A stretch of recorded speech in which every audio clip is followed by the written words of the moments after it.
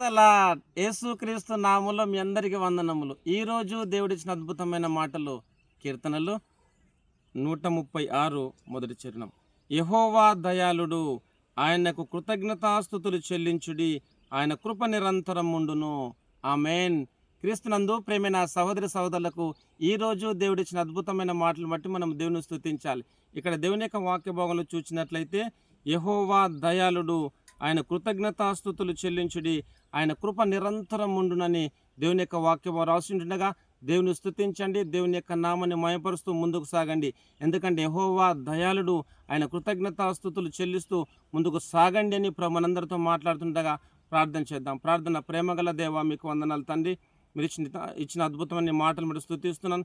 యెహోవా దయాళుడైన కృతజ్ఞతాస్తుతులు చెల్లించుడి అన్నావు తండ్రి, మీకు వందనాలు. నీ సన్నిధికి వెళ్ళి ఎంతమంది కృతజ్ఞతాస్తుతులు చెల్లిస్తూ ముందుకు సాగుతున్నారో నీ కృప నిరంతరం వారితో ఉంచుమని స్తుతిస్తూ యేసుక్రీస్తు నామములో ప్రార్థిస్తున్నాను తండ్రి.